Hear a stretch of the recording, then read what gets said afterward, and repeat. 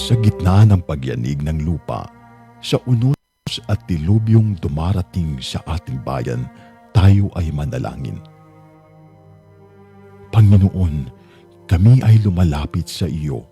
Bigyan mo po ng lakas ang mga nawalan ng tahanan, ng pag-asa ang mga nawalan ng mahal sa buhay, at ng tapang ang mga patuloy na naglilingkod para sa iba. Naway maging matatag kami bilang isang bansa na kahit anong lindol o bagyo ay hindi makapagbabagsak sa aming pananampalataya. But we also pray for our leaders and every Filipino that we may be freed from the greater disaster, the corruption that weakens our nation from within. Cleanse our hearts, O Lord, that the truth and compassion may rise above greed and deception. Let every trial remind us to stand together to rebuild not only our cities but our character as a people. Mula sa Bantay Radio, isang panalangin ng pag-asa, ng pagkakaisa at ng muling pagbangon ng sambayanang Pilipino.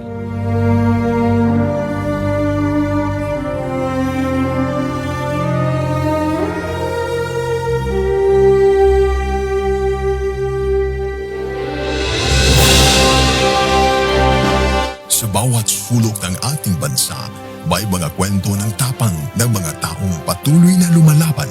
Sa bawat sandali ng kahirapan, may tinig na nananatiling tapat at mga pusong tumutugon sa panawagan ng sambayanan. Ito ang Bantay Radio, nagbabantay sa sambayanang Pilipino.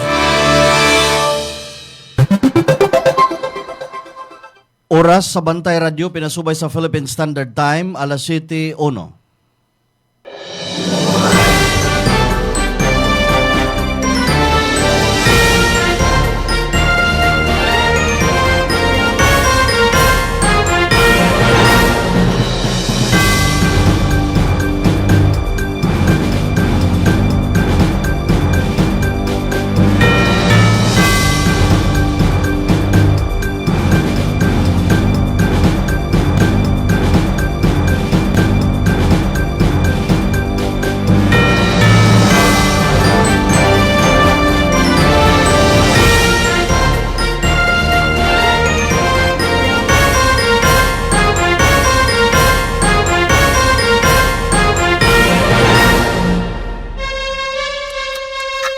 From the heart of Cebu to the rest of the Visayas, Mindanao, and the world, bringing you credible news, public service, and stories that inspire. Ito ang Bantay Radio, nagbabantay sa sambayanang Pilipino. Mapapakinggan sa Bantay Radio Cebu with simulcast on 12 radio stations across Visayas and Mindanao, at sa buong mundo sa pamamagitan ng Bantay Radio Online Streaming. Usa ka oras nga balita, serbisyo ug paglaom. Bantay Balita ngayon. Bantay Balita ngayon.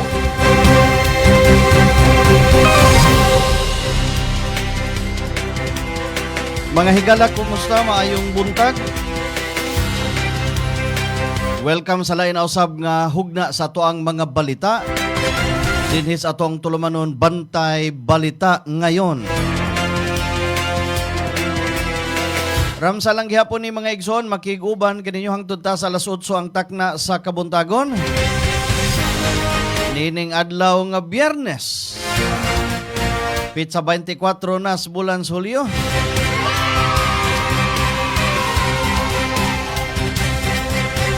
Sa magyapos nandan mga kaigsunan, kita nang hinaot nga ang tanan nagpaminaw nining atong programa. Anaon ta sa kahimsog sa panglawas. Ubanay ko ninyo mga amigag, mga amigo, atong ihatod diha kaninyo mga labing wahing balita dinhi sa ato. Mga balita sa kauluhan, sa gawas sa nasod, mga balita sa paugnat sa kusog, mga balita sa showbiz ug ang labing wahing kahimtang sa lakat sa panahon. Mga balitang dalit ka nato sa Lactobiotics Worldwide Corporation, ang tigama sa nabantog na kayo nga Lacto-Puffy. Dalit usab ka nato sa ASI Laboratories Incorporated, ang tigama sa produktong Inzumo. Atong Sibya inyuhang mabati pinagi-usab sa partner station nato nga naka-hook up karong adlaw mga igsoon. Mabati ta pinagi sa 93.5, 95.3 DYAJ One Heart Radio. Mabati og makita sabta tibuok kalibutan pinagi sa internet. Naka-live ato ang Sibya karon pinagi sa Facebook page Bantay Radio Cebu. O karon sa headlines ato ang mga balita. Bantay Balita ngayon. Headlines. Ulhan sa ato mga balita din sa ato. Korean grocery store sa Cebu gironda CIDG7. Kapin 700,000 nga giingong illegal Korean luncheon meat ang nasakmit. Magnitude 4.0 nga linog mitayog sa Marihatag, Surigao del Sur. Davao City Police Office naglusad og investigasyon. May labot sa kasos pagkamatay sa 8 anyos nga estudyante dito sa Davao City. Gunman og driver pagpatay kang Mima Alicia. Nasikop sa kapulisan dito sa Pampanga. Sa gawa sa nasod, kapin sa 1,500 ka hektaryang lasang dito sa France na sunog.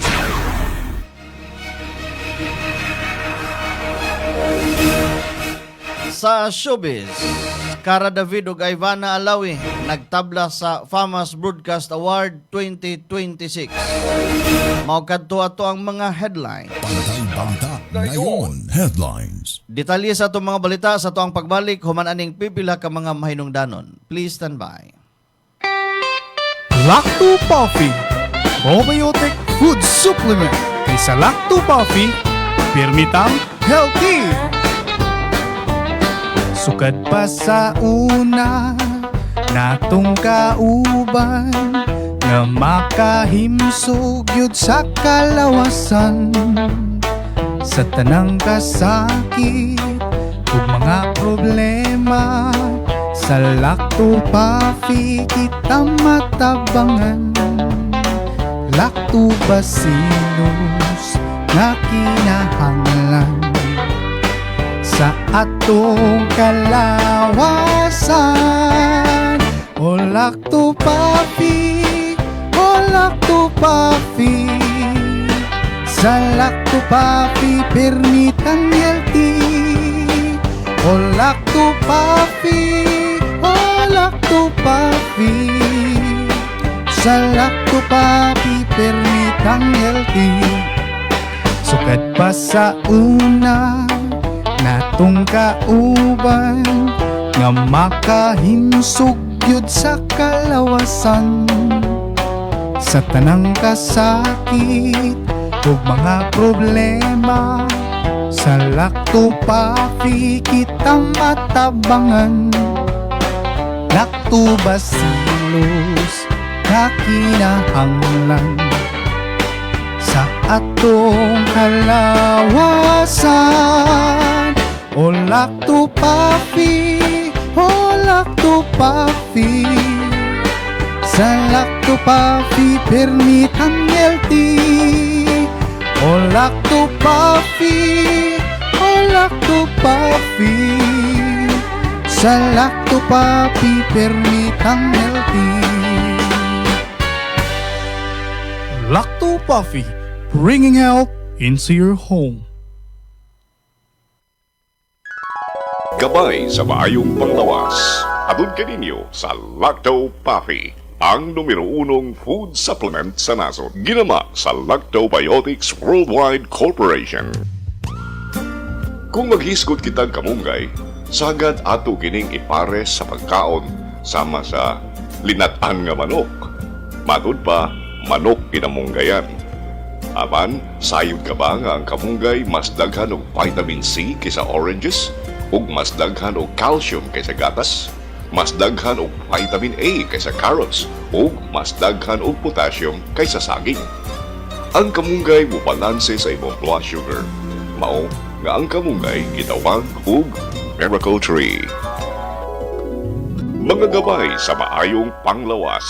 Atod kaninyo sa Lacto Papi, ang numero 1 food supplement sa nasod. Ginama sa Lactobiotics Worldwide Corporation.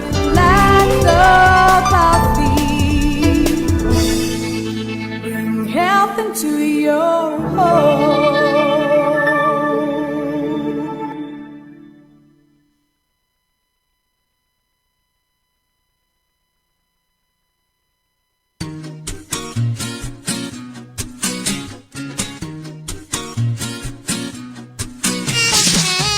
Lacto Papi, ang ilimnon nga maayo sa tanang sakit sama sa arthritis, diabetes, sakit sa tiyan, high blood, kidney, ulcer, atay, kalipanga, pagpanglipong-lipong, insomnia ug uban pa. Ang Lacto Papi kaming usab nga dili mataptan og sakit. Usa kanunaya ang pag-inom sa Lacto Papi para happy ug healthy ang pamilya. Mag-Lacto Papi kitang tanan. Mag-Lacto Papi. Lacto Papi, ilimnon alang sa tanan. Lacto Papi, palit na. Lacto Papi, ilimnon nindot kaayo. Number 1, sa tanang sakit kini mo ayo. Lacto Papi, tambal nga pagkaan nindot. Pagka okay, diba? Wow. O kini man nalipod pa, inakanunaya. Lacto Papi, mapaitim na. Lacto Papi, kanunaya. Lacto Papi, masaligan na. Dali na. Mag-Lacto Papi na ilimnon para sa tanana. Sige na, dali na. Sa Lacto Papi, mahappy ang pamilya. Sige na, dali na. Palit na. Sige na. Lacto Papi. Hindi ka nunayan. Lacto Papi taluwas. Sige na. Lacto Papi. Ka-happy. Mag-Lacto Papi. Mag-Lacto Papi.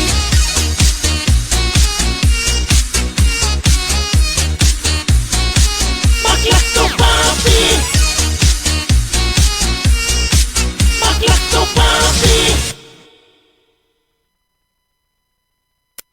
Bring health into your home. Ako si Tita M, anchor woman sa programang aron ang lungsod masayod mag-Lacto Pafi aron himsog pirmi. Wa ako magdahom nga mahimo di ay akong biktima sa kahilo sa pagkaon or food poison. Lain gyud ang akong paminaw mo to nga alit na lang na kong gibati nga kasukaon ko para lang sa mga nangaon karon ha.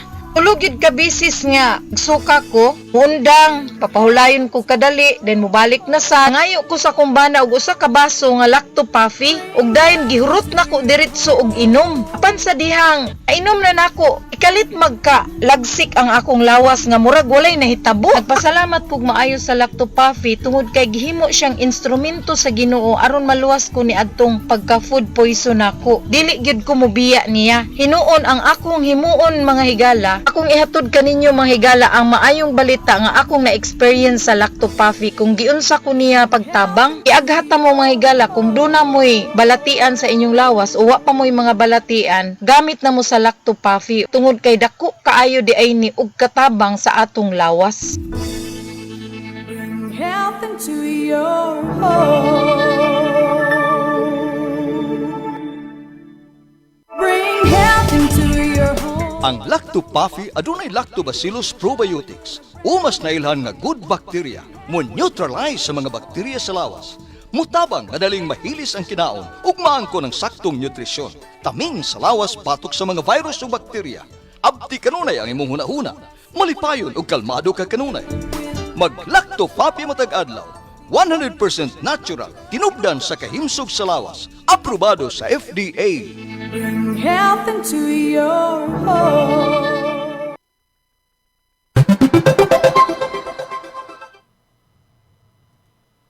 Bantay Balita.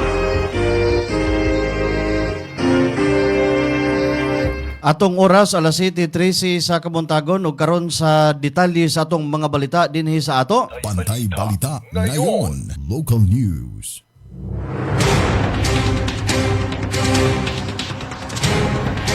Gironda sa Criminal Investigation and Detection Group ang usa ka Korean grocery store sa may Pope John Paul Avenue, Barangay Luz, Dakbayan sa Sugbo.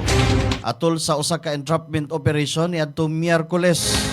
Suma sa CIDG 7 target sa ilang Upland Mega Shoppers ang maong tindahan human nakadawat og impormasyon nga giingong namaligya kini og Korean luncheon meat nga wala marehistro ug wa matuguti sa Food and Drug Administration.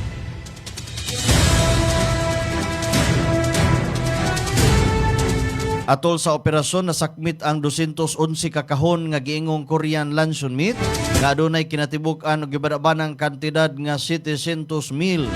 Giingon usab sa FDA Region 7 nga ang mga produkto walay balidong Certificate of Product Registration ug mga tindahan ug ang tindahan wala usab makapakita og license to operate. Napakyas usab kini pag pakita sa mga uban pang panginahanglang mga dokumento o permit alang sa legal nga pagpamaligya niini sa Pilipinas.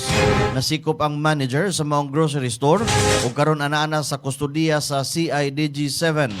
Giandaman siya og kaso tungod sa giingong paglapas sa Section 11 sa Republic Act 9711 o ang Food and Drug Administration Act of 2009. Bantay Balita.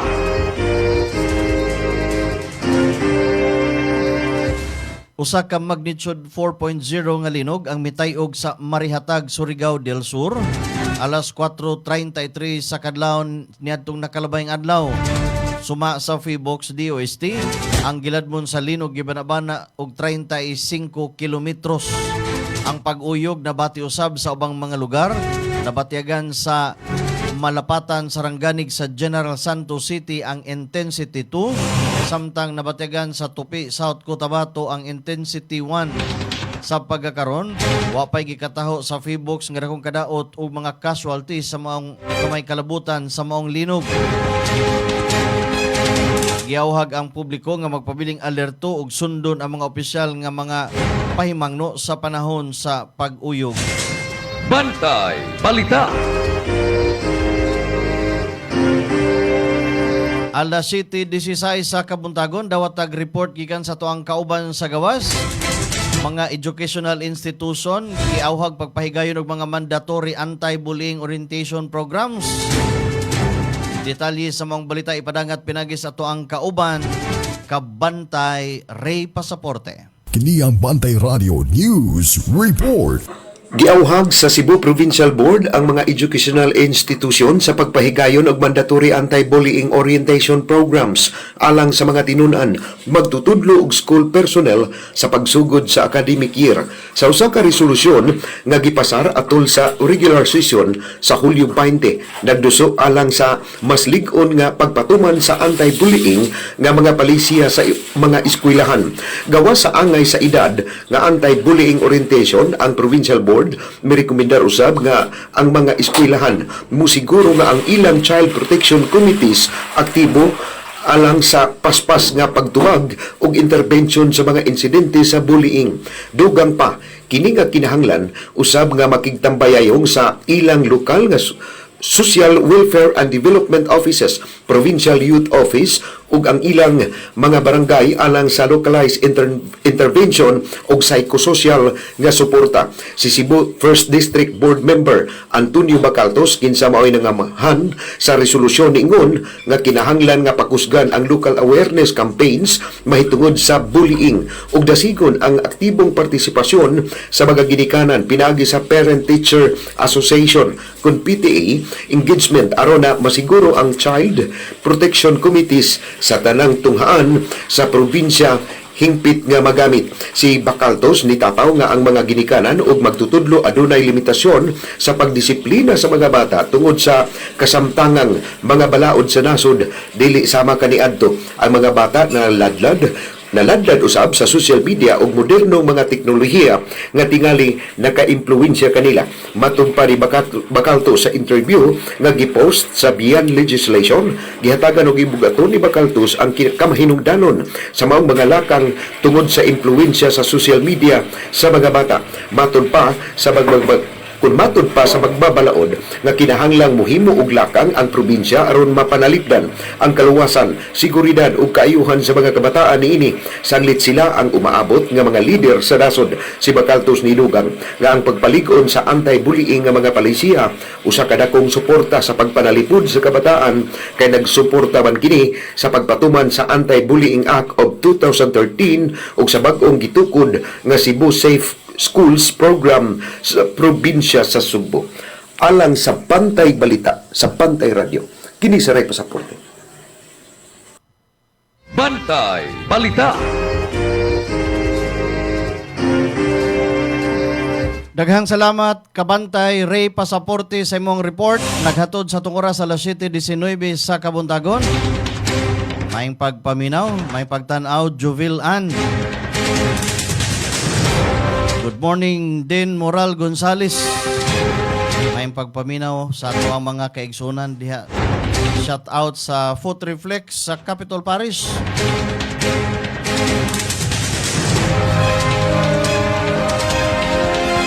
Sa dugang tudling sa to ang mga balita, tulo ka gingong drug personalities ang nasikop sa managlahing buy-bust operation sa Compostela, Cebu, Tagbilaran City, Bohol.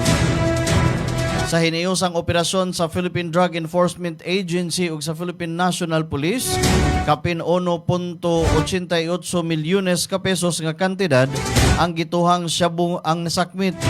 Sa Compostela, Cebu, nadakpan ang duha ka mga suspitsado nga gilang silas alias Amang, 30 anyos ug alias Jao, 37 anyos. Na-recover gikan kanila ang dulan 75 gramos nga gituhang shabu nagkantidad og 500 mil ka pesos.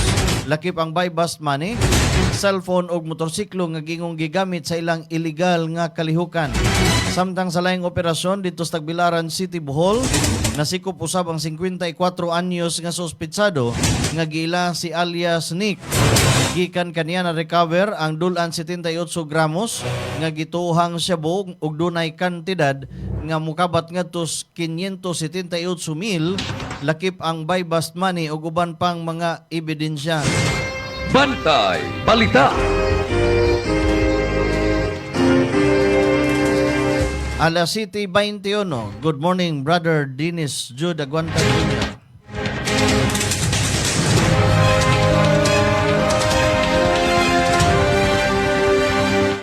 Nagmaglungsad og lahom nga investigasyon ang Davao City Police Office kalabot sa pagkamatay sa usa ka 8 ka tuig nga estudyante nga giingong nalambigit sa usa ka insidente sud sa ilang eskwelahan. Suma sa DCPO, nahitabo ang insidente ni atong Hulyo 17, apan Hulyo 22 na kini na-report sa kapulisan sa Enhanced Bata. Nakikoordinar na ang DCPO sa administrasyon sa eskwelahan, mga magtutudlo, ug uban pang may kalabutan ahensya aron makatigom og ebidensya ug matino ang kinatibuk ang kahimtang sa nahitabo. Bantay Balita.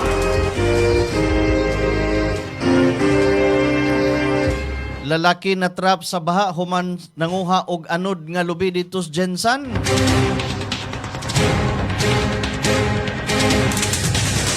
Naluwas sa mga nagpakabanang silingan ang usa ka lalaki nga giingong nanguha og mga anod nga mga lubi.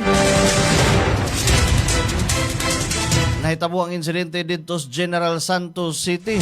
Suma sa report, kalit nga misaka ang tubig hinungdan nga natrap ang lalaki sa tunga sa kusog nga agos sa tubig. Dari siyang gitabangan sa mga residente hangtod nga naluwas. Makita sa mikaylap nga video nga malinawon ang sitwasyon human sa rescue. Din ang pipila ka mga nananaw nagkatinan-away lakip na ang gingong asawa sa naluwas nga lalaki.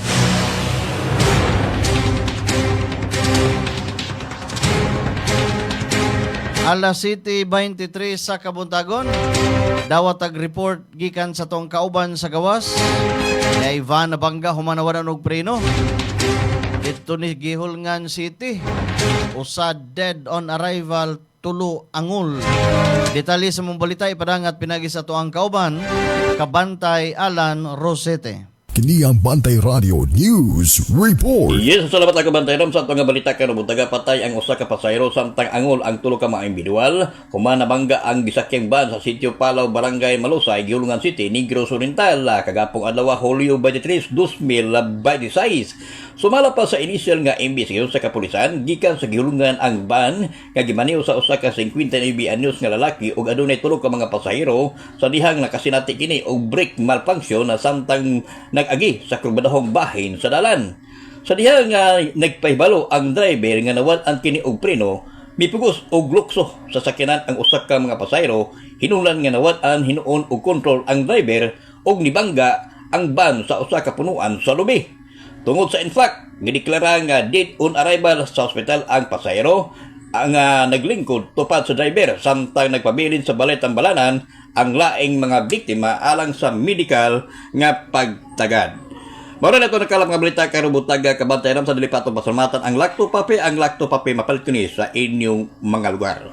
Kini ang inyong kabarangay in action na nukadri sa probinsya sa Negros Oriental alang sa Bantay Radio Alan Rosete. Bantay Balita. Daghang salamat kabantay Alan Rosete sa imong report. Naghatod sa itong oras sa alas 7:25. Mao ka itong naglangkob sa itong mga lokal nga balita karong adlaw. Sa atong pagbalik, mga detalye sa mga balita sa kauluhan. Giingong gunman o driver sa pagpatay kang Mima Alicia na dakpan sa Pampanga. Kanauguban pang mga balita atong ipadangat kuman lamang nining pipila ka mga mahinungdanon.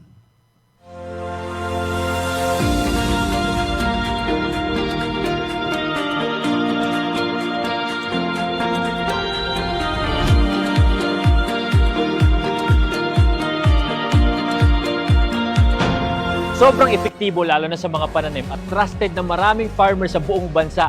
Una na dyan ay ang Lacto Plant na isang organic foliar fertilizer na pumoprotekta laban sa acidity ng lupa at nagbibigay ng magandang nutrisyon na nagre-resulta ng malaking 40% increase ng pagdami ng bunga. Sunod ay ang Icon na isang organic insect control na nagtataboy ng mga insektong sumisira sa mga pananim dahilan ng pagkalugi ng maraming magsasaka. At ang panghuli ay Antika na nagtatanggal naman ng pagkalanta at pagkasunog ng dahon na sanhi ng bakterya at fungus. Lahat ng to ay non-toxic, 100% organic at higit sa lahat, safe sa kalusugan ng mga farmers. At ito pa ang good news, proud locally made nga din pala to dito mismo sa Pilipinas. Available ang Icon, Antika at Lacto Plant sa iba't ibang lugar sa Luz Vimin. At available nga pala sa online para mas convenient sa'yo. Nasa comment yung link kung saan ka makakakuha. Andito na lahat at para talaga to sa mga magsasaka sa buong Pilipinas. Sa mga higayon nga magkuyog ang tibok pamilya sa mga special occasion o yano lang nga pagpangaon, adtua ang Maximus Buffet. Eat all you can, kada adlaw alang sa paniudto o panihapon. Tilawi ang lamian nilang mga pagkaon sama sa unlimited humba, unlimited lechon manok, unlimited lechon kawali, unlimited baka, unlimited seafood, unlimited fresh talaba, unlimited kinilaw ug uban pang sobra pa sa 20 kalain-laing putahe. Unlimited lechon baboy kada Sabado ug Domingo. Maximus Buffet. Lami nga pagkaon sa makatarunganon nga presyo. Ang Maximus Buffet na himutang sa Salis Drive, Cebu City, duol sa USP Lahog Campus. Hinumdumi, Maximus Buffet. Alang sa imong mga manok panabo, ani ana ang imong gikinahanglan. Lactovet, 100% organic, 100% probiotic, zero antibiotic, marami, epektibo nga pangontra sa mga sakit-sakit. Garantisado nga ligon ug amtik ang imong mga manok panabo. Adunay amino acids, niacinamide, riboflavin, vitamin B6, thiamine ug minerales. Nasuwaya na, garantisado alang sa himsog ug kusgan nga manok panabo. Sa Lactovet, sure winner ka. Busa, mag-probiotic, mag-Lactovet. Free-ranging pa lang, gigamitan na naman eh. Mayo ang ilang tubo, ang ilang kondisyon mo to pag-abot dire sa fight na. Mayo ang ilang ang reflexes, ang lihok silang lawas, dili sila lisod na kondisyon nun.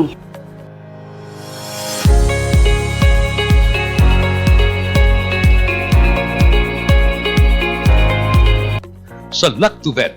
Sure winner ka!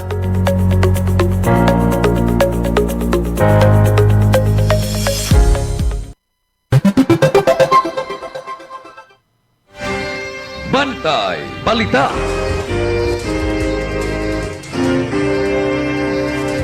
Alas 7:29 sa Kabuntagon. Bantay Balita ngayon, National News. Sa mga balita sa kauluhan, giingong gunman og driver sa pagpatay kang Mima Alicia, nadakpan didto sa Pampanga. Nasikop sa Mabalacat, Pampanga ang duha ka mga sospek nga giingong nalambigit sa pagpatay sa political vlogger nga si Mima Alicia. Suma sa Philippine National Police, ang usa sa mga nadakpan giingong gunman samtang ang usa giingong driver sa maong krimen. Padayon pa ang imbestigasyon sa mga otoridad aron mahibalan ang kung adunay lain pang mga individual nga nalambigit sa pagplano ug pagpatuman sa krimen. Gisusi usab kung ang motibo may kalabutan ba sa politika, personal nga panaglalis o kombinasyon sa duha. Gipasakaan ang duha ka mga suspek og kasong murder, ingon man kasong may kalabutan sa illegal nga armas o eksplosibo, human makuhaan sila og duha ka mga hand grenade, usa ka 45 kalibre nga pistola ug usa ka 9mm nga pistola. Bantay Balita. Gihatagan og higayon sa Pasay City Prosecutor's Office ang mga reklamo batok kang Secretary of National Defense Gibo Teodoro aron makapresentar sa ilang mga ebidensya ug uban pa mga dokumento sa Hulyo 20 City isip kabahin sa preliminary investigation. Ang reklamo may kalabutan sa gingong paglapas sa Section 10, Section 19 sa Republic Act No. 8239, ingon man Article 172 in relation to Article 171 sa Revised Penal Code. Suma sa reklamo, gingong adunay sayop nga representasyon sa pagkuha o pagproseso sa Philippine passport ni Teodoro base sa aligasyon nga siya usab gingong adunay Maltese citizenship ug Maltese passport. Ang mga reklamante nga gipadal-an og supwena alang sa maong preliminary investigation ug pre-docket inquiry mao sila si Attorney Racel Miraflor, Antonio Balondo Jr., Ernie Arimala ug Jerry Honrado.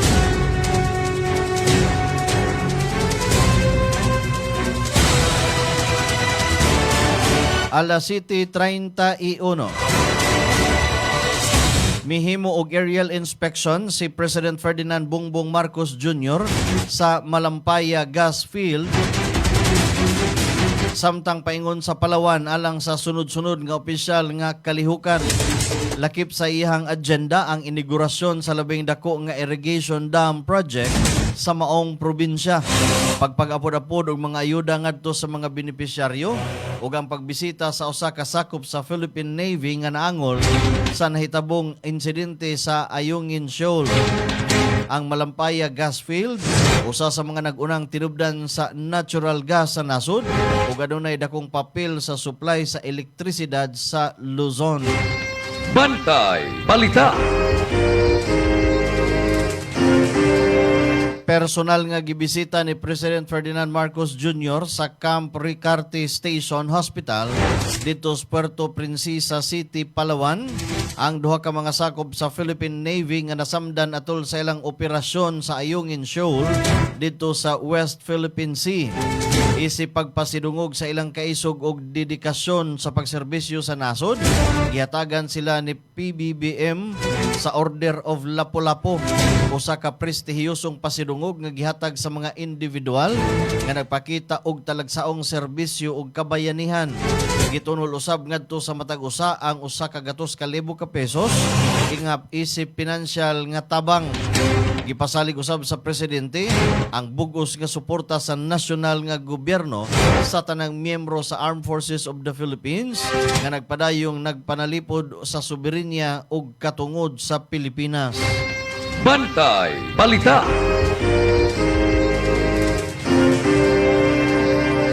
Gipahibalo sa Department of Social Welfare and Development Region 7 nga nagmalampuson ang pagpatuman sa walang gutom program sa Sugbo sud sa unang buwan sukad gilusad kini niadtong Hunyo 23. Matod ni DSWD Regional Director Shalani Lucero, ang inisyal nga plano mao lamang ang paghatag og paniudto ngadto sa mga benepisyaryo apan tungod sa positibong resulta sa programa. Gilakip na usab ang pamahaw isip dugang sa serbisyo. Ang walang gutom kitchen nga nahimutang sa Pier 4, Cebu City mao ang ikaduhang community kitchen sa maong programa tibuok nasud. Gilauman sa ahensya nga mapalapdan pa kini ngadto sa ubang mga lugar sa rehiyon aron mas daghan pa ang pamilya nga matabangan. Bantay Balita.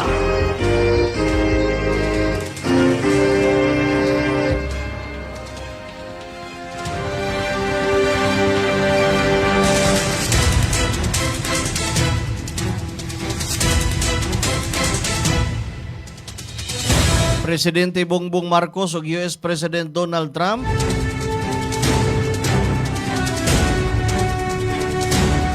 nag-istoryahanay pinaagis telepono.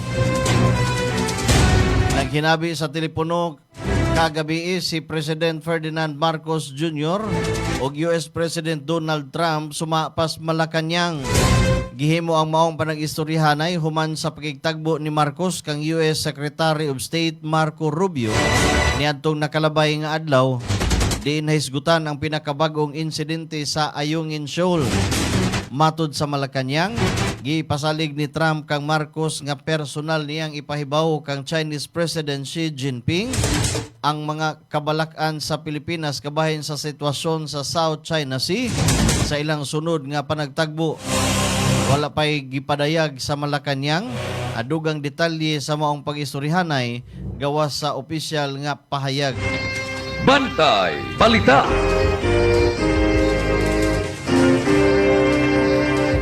Gipasigarbo ni Department of Interior and Local Government Secretary Junvic Rimulya nga corruption-free ang paggamit sa pundos gobyerno alang sa pagpalit og mga bag-ong sakyanan para sa Philippine National Police, Bureau of Fire Protection, Bureau of Jail Management and Penology ug uban pang attached agencies sa DILG.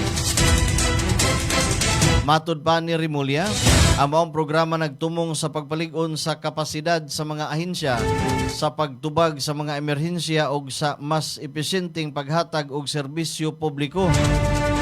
Gibutyag usab niini nga ang pagsalig sa publiko nag-agad sa profesionalismo sa mga kawani o sa matinud-anong paggamit sa pondo sa gobyerno. Ang pahayag ni Rimulya mo'y opisyal nga posisyon sa DILG bahin sa paggamit sa maong pangapundo. Bantay Balita.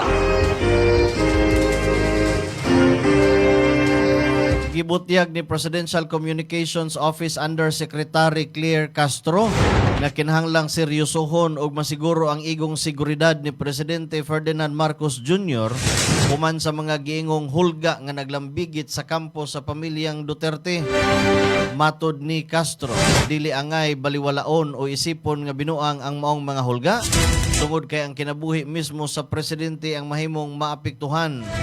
Ang pahayag ni Castro nagrepresentar sa opisyal nga posisyon sa Presidential Communications Office bahin sa isyu ug seguridad sa Pangulo.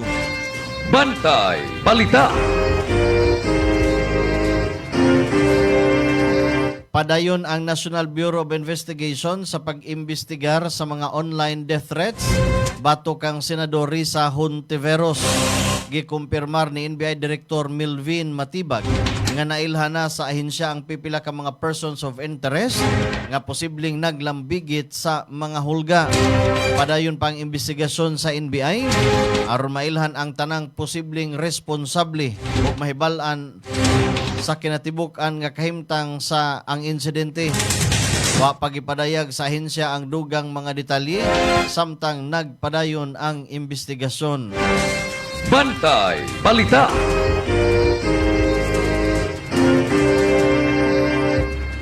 naghimo ang task force or ang National Bureau of Investigation og task force cash count aron imbestigahan ang giingong pagbalhin sa dili moubos 6.7 bilyones ka pesos nga pondo sa gobyerno ngadto sa Facebook.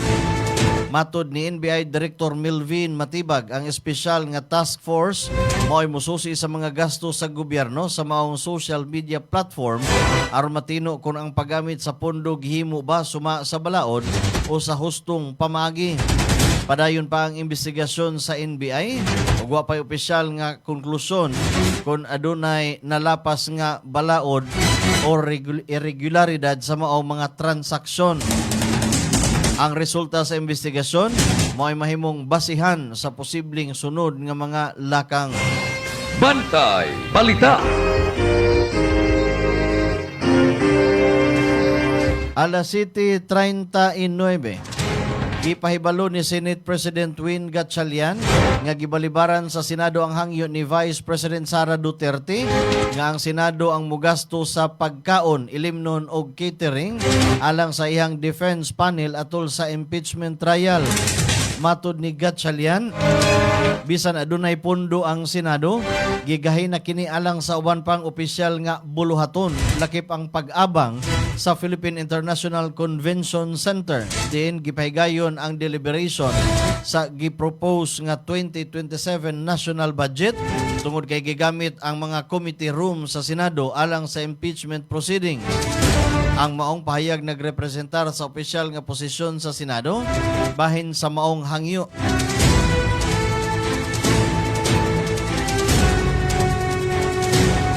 Samtang gibutyag ni Palace Press Officer Yusek Clear Castro ang pipila ka detalye sa panagtagbo ni President Bongbong Marcos og Chinese Ambassador Jing Quan didto sa Malacañang.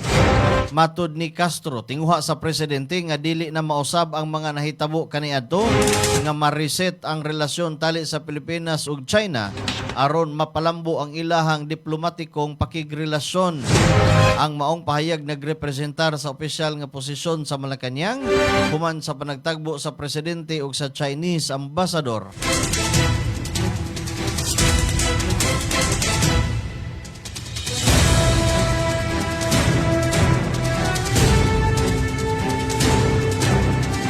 Gihingusgan sa Malacañang nga seryosohon ang mga giingong hulga batok sa kinabuhi ni President Bongbong Marcos.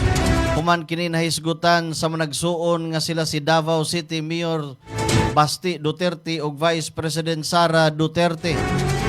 Matod ni Presidential Communications Office Undersecretary Claire Castro, dili na bag-o sa presidente ang maong mga giingong hulga ug nahibaw-an niya nga kini giingong nagagikan sa pamilyang Duterte. Dugang ni Castro nga responsibilidad sa mga may katungdanang ahensya sa gobyerno ang pagsiguro seguridad sa presidente ug ang pagpahigayon og lahom nga investigasyon sa maong isyu.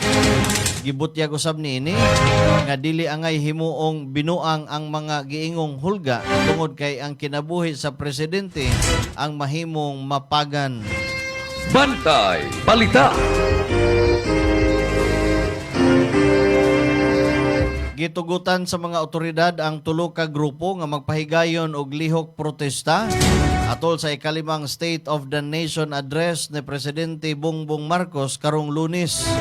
Suma sa mga otoridad, gihatagan og permit ang maong grupo aron legal nga makapahigayon sa ilahang mga rally ug mapadayag ang ilahang mga baruganan sa adlaw sa SUNA. Gilauman usab ang hugot nga seguridad sa mga lugar, diin himuon ang mga demonstrasyon aron masiguro ang kalinaw, kahapsay ug kaluwasan sa publiko. Bantay Balita.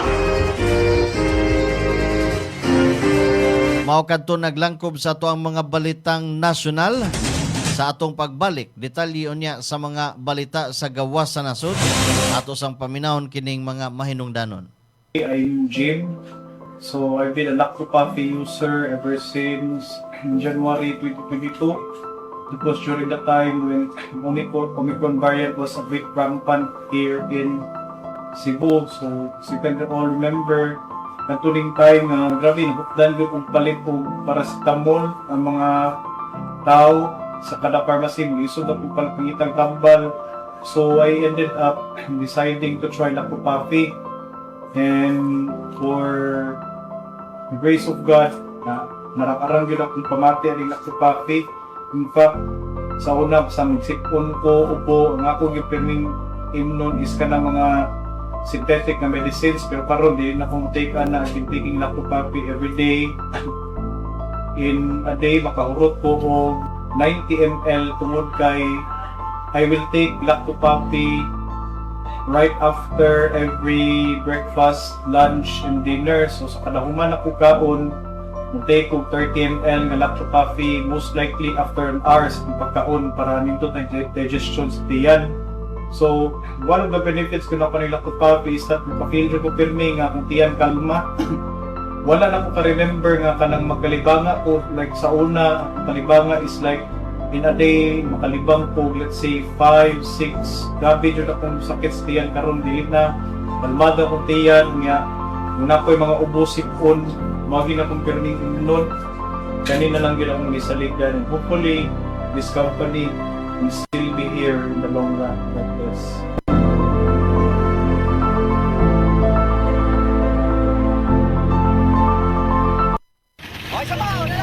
May nararamdaman ka na ba sa katawan mo? Taon ng maling pagkain, bisyo, abuso sa katawan. Ito ang kailangan mo. Lacto Puffy, isang lactobacillus food supplement gawa sa natural at piling-piling sangkap. May vitamins at minerals at maraming buhay na good bacteria. Pampalakas ng resistensya. Mag-Lacto Puffy araw-araw. Natural ang galing. Bring health into your home. Lacto Puffy Health Alert. Likayi ang cancer. Ang lactobacilli adunay anti-cancer activity nga mohulong sa pagtubo sa mga cancer-promoting bacteria. Napamatud-an nga ang Lacto Puffy Health Drink adunay live lactobacilli strains. Ang pag-inom og Lacto Puffy Health Drink matag adlaw moprotektar kanimo sa mga cancer activity nga mahimong nagtubo sa kalawasan. Inom og Lacto Puffy and bring health into your home. Bring health into your home.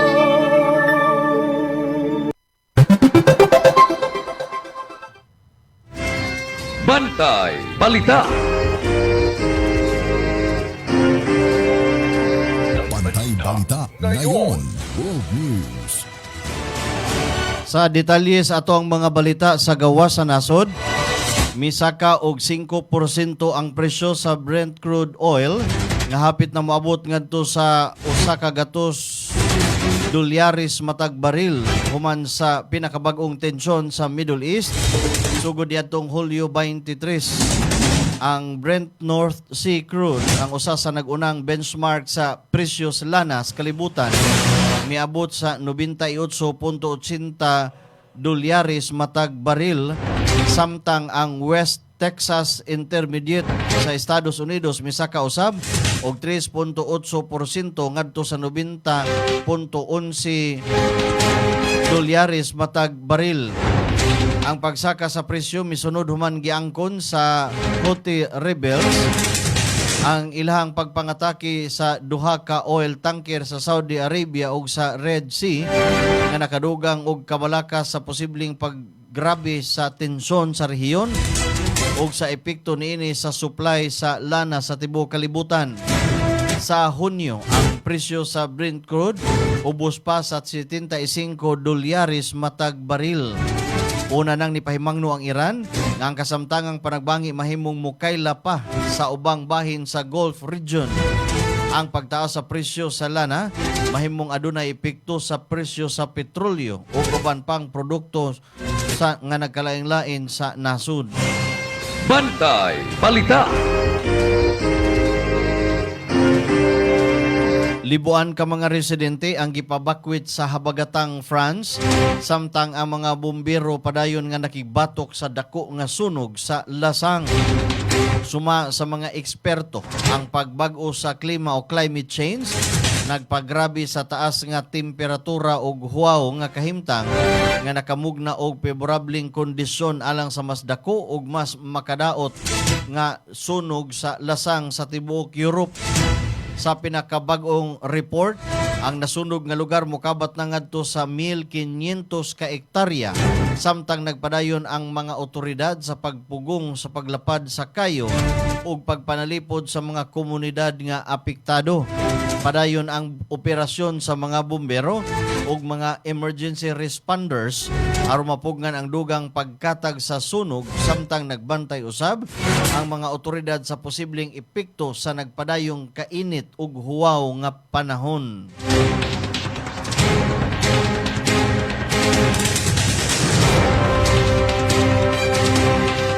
Giaprobahan sa US House of Representatives ang 95 bilyones dolyares nga budget package nga nagahin sa dakong bahin sa pundo alang sa Pentagon ug sa mga ahensya sa intelligence isip suporta sa mga operasyon nga may kalabutan sa panagbangi batok sa Iran. Suma sa report, ang package naglakip sa 73 bilyones dolyares alang sa mga operasyon sa militar ug intelligence, 12 bilyones dolyares nga tabang sa mga mag-uuma nga naapektuhan sa trade war, 10 bilyones dolyares alang sa mga programang may kalabutan sa eleksyon. Human sa pag-aproba sa House of Representatives, ipadala ang maong balaod nun, ang maong giduso nga budget ngadto sa US Senate, din pagahimuon pa ang ilahang kaugalingong bersyon sa balaod sa dili pa kini mahimong pinal. Bantay Balita. Alas 7:50 sa kabuntagon, atong dawaton ang mga showbiz updates, mga latest sa showbiz chika. Ipadangat pinaagi sa ato ang kabantay Grace Bakero. Fans ni Kim Chiu kigathan ni Vice Ganda.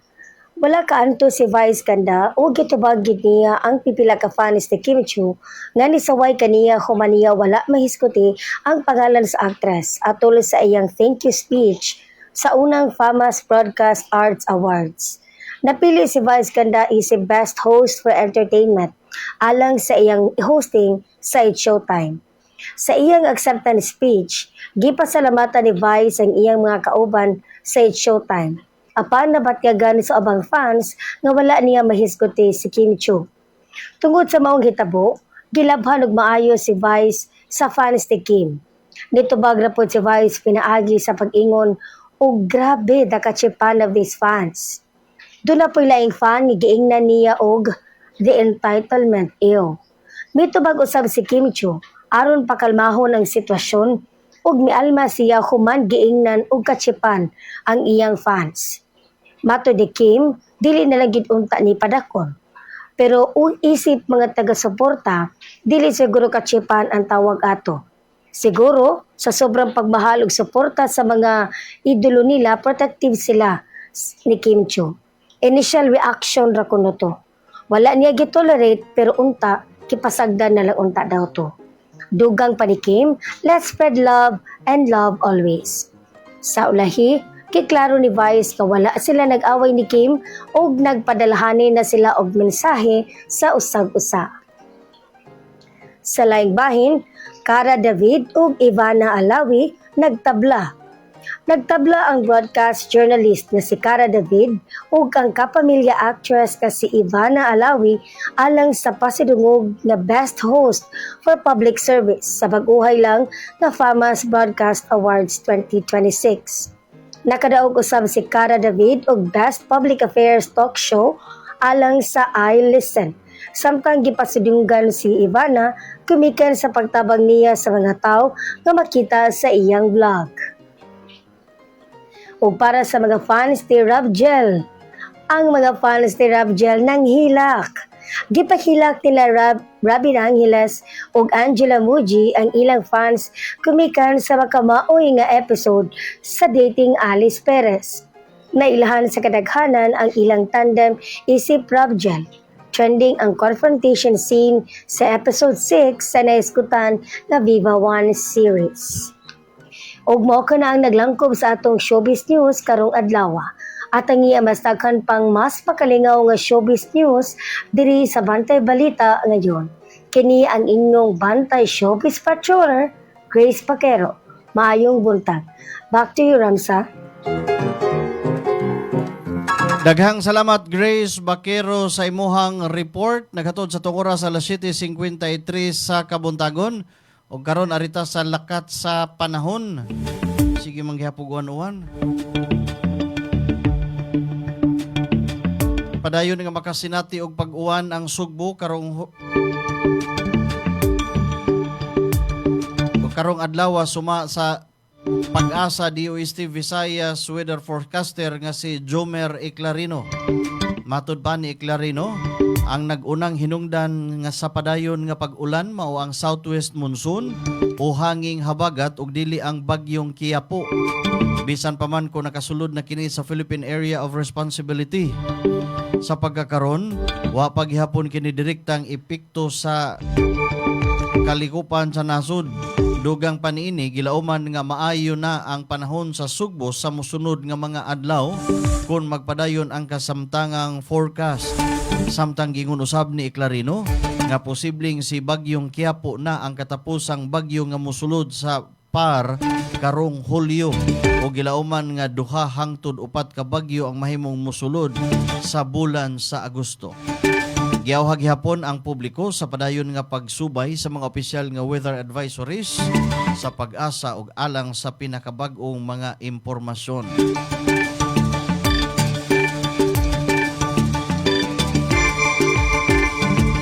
Samtang giisa sa Pag-asa ang tropical cyclone wind signal number 1 sa pipila ka mga lugar sa Luzon, samtang nagpadayon ang paglihok sa bagyong Quiapo paingon sa kasadpan amihanan.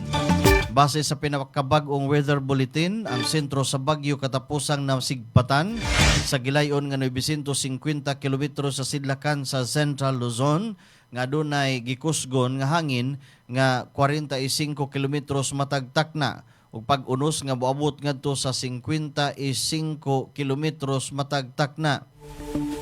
Mga lugar nga ubos sa tropical cyclone wind signal number 1, ang Batanes, Cagayan, Babuyan Island, Isabela, Apayao, Abra, Kalinga, eastern ug central portion sa Mountain Province ug Ifugao, Ilocos Norte, northern portion of Ilocos Sur ug northern portion of Aurora.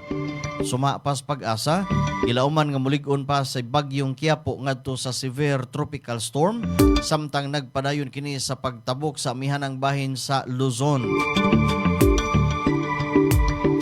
Ang report gikan sa Pag-asa mao'y hingpit nga nagtapos linyadas atong mga balita dinhis atong tulumanon Bantay Balita nining adlaw nga Biyernes pitsa 24 nas buwan sa Hulyo.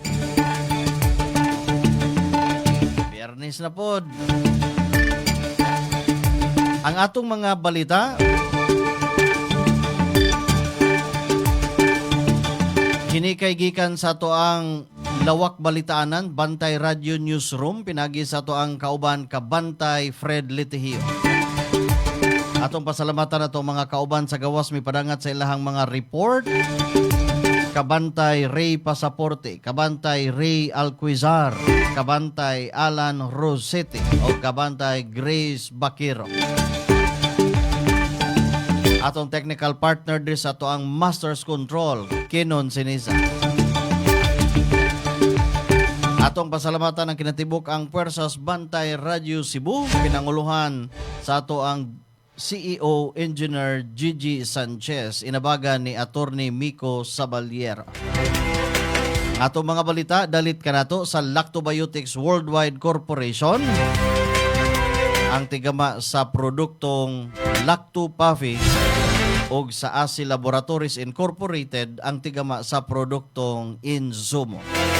At ang imusunod ang programa Newsline, uban ni Sir June Carillo. Kinighapon yung ubos nga lagad sa kahanginan, ramsa lang gihapon mga kahigalaan na sin Ramer Salonay.